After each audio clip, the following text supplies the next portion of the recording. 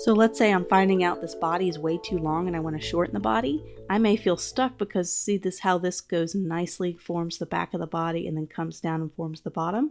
It's not a big deal with golden ratio design. You can get a smaller circle and you can find a different curve to follow. So I'm going to go ahead and try to shorten this body a little bit. I'm just going to line this up. See, I'm kind of lining the circle up here, but also down here. And we can follow this circle. So this follows this one right here all the way down.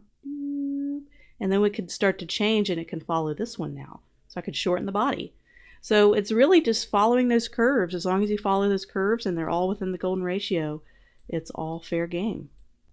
I'm just subtracting points if I have too many. And I could even subtract this tail and do the tail at another time. That might make it a little bit easier. I could just add that tail in with the Shape Builder tool or the Pathfinder tool. Let me smooth all this out and then get that. I love the curvature tool because it just helps me match the curves when I do this kind of work.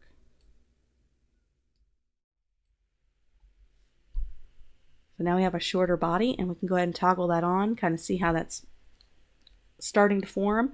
If we wanted to, let's go ahead and move this, make sure that's on the top. You could see that, how the rounded head.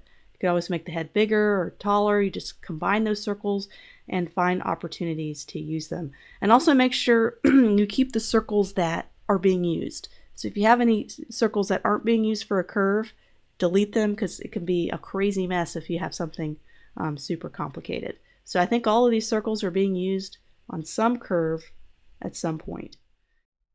Let's just take it in another direction just to continue to practice. I erased the tail and we're going to try to make a little penguin shape out of this. I think we got a really good body for a penguin, a nice big fat body. So, you know, a lot of penguins have this little white kind of curve on their chest.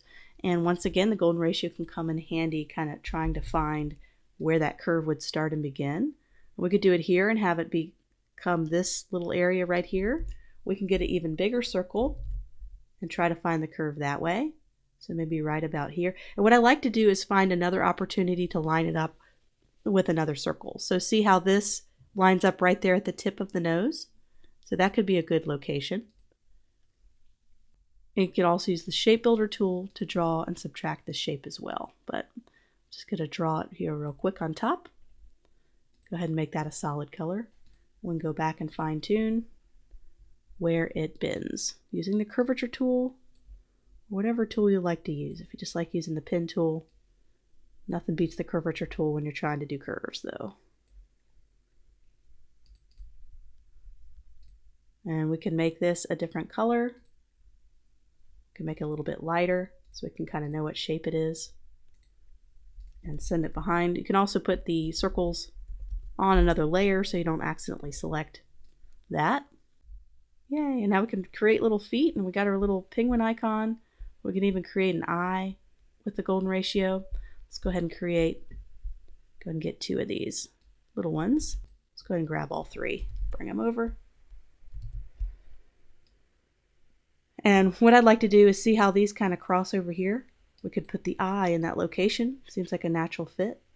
Put it right here. Okay, we can make that a fill, a solid fill. Maybe use this color. All I have to do is add some feet, and I think we have a little penguin icon here. So I went back and I added just a little bit of a foot there, just drew a foot shape. You can kind of see the shape that I drew, and just added a circle to kind of get the curve of the paw or the foot or whatever you call it on a penguin right there. And then I just added like a little tail and used this curve to get kind of the downward slope of the tail. So with all penguins, this penguin doesn't have any wings, so let's add maybe a little flap of wings here. So we can take 2 of these circles and see what might make some good overlapping wings. So I'm just going to copy and paste the same size. And see these overlapping, I'm going to go ahead and make them a different color so you can start to really see them. So you see kind of the overlap that I made here with the circles. And that's how you use the golden ratio, is finding those overlapping objects. So let's say I want to, instead of having to draw over that and do all that, I could just take the Shape Builder tool. Of course, I'm going to copy and paste because I want to keep those circles as a reference. And I'm going to do a fill on that and then just subtract it. and now I have my wing. And now I can make it the same color here and go ahead and keep these circles here for a reference guide so I could show people how I came up with that shape. And what's really cool is now that I have this shape, I can find a way to maybe position it or angle it a little different so it matches up with the already existing circle. So you see this circle right around here. I'm going to see if I can't just bring it down just a little bit so it kind of overlaps and intersects.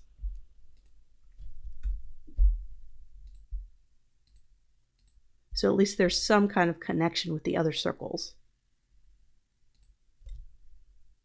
So this looks like a hot mess, but what we'll do is we'll go ahead, and you can always put these on different layers so you can toggle off your golden ratio circles and not affect the penguin. So let's see what we have here.